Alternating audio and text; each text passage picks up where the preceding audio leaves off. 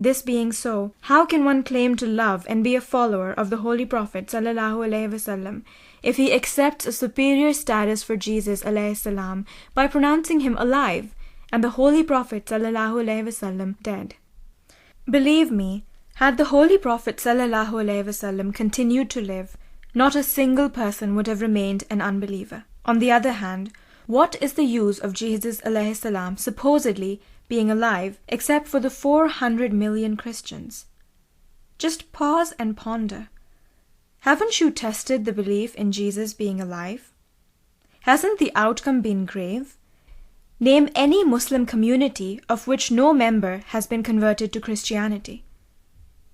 For my part, I can say with certainty that Muslims belonging to all classes have converted to Christianity, and the number of such converts may be more than 100,000.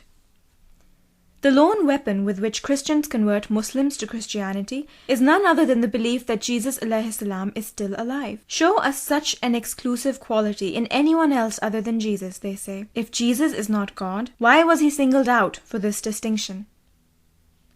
To them, he is ever-living and self-existing. God forbid. This concept of a living Jesus ﷺ has emboldened them to mount attack on Muslims, the effect of which I have already pointed out. Imagine the dismay of the priests if, on the contrary, you were to establish the death of Jesus ﷺ. I have confronted many an eminent Christian priest with this, and they have invariably replied, if it is proved that Jesus ﷺ is dead, our faith cannot live. Here is another point to ponder. You have seen for yourselves the consequences of the belief in a living Jesus ﷺ. Now try to visualize the after effect of his demise and the damage it does to the Christian creed. This can be illustrated from the fact that whenever any of my followers wants to enter into discussion with the Christians on this point, they instantly refuse, for they know it would sound their death knell.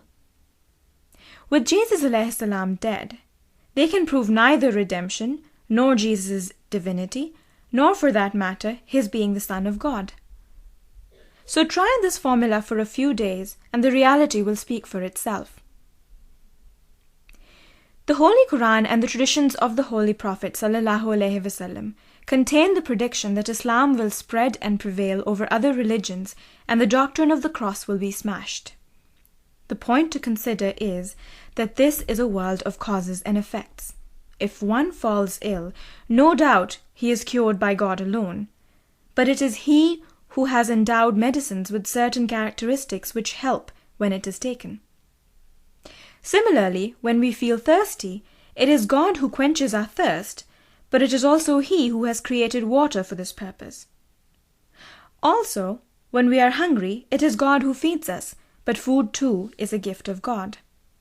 In the same way, Islam will triumph, and the cross will stand demolished, for it is so destined, but it is God who has provided the means and an appropriate law to help accomplish this task.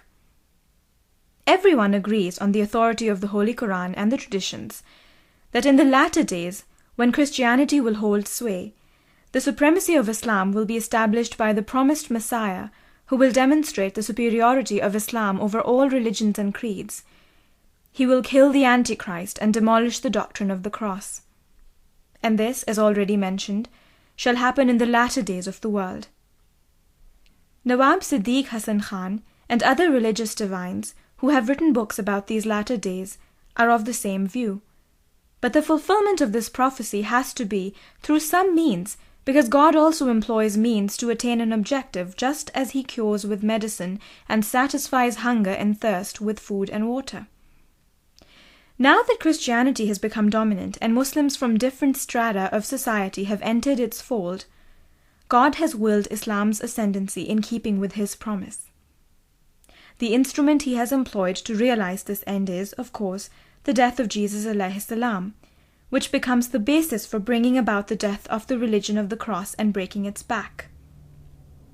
I repeat with full conviction that there can be no better strategy to make the Christians shed their wrong beliefs than to prove the death of Jesus ﷺ. Ponder over this when you go back home, and reflect when you lie alone in bed, for in anger one is swayed by emotion. but a right-thinking person can still mull over it all. When I put this point across in Delhi, the noble-minded among the audience conceded that it was the worship of a living Jesus which gave life to Christianity. Unless this pillar was demolished, the door to Islam would not only not open, but on the contrary, this belief would continue to sustain Christianity. This being so, how can one claim to love and be a follower of the Holy Prophet ﷺ if he accepts a superior status for Jesus ﷺ by pronouncing him alive and the Holy Prophet ﷺ dead? Now let me address those who love to believe in Jesus ﷺ as being alive. Capital punishment is awarded on the testimony of 2 witnesses, but here the number of witnesses supporting our contention is legion, and yet they persist in their disbelief. God says in the Holy Quran, Ya Isa inni mutawaffika wa rafeuka ilayya. Footnote 19. O Jesus, I will cause thee to die a natural death, and will exalt thee to myself. Translator.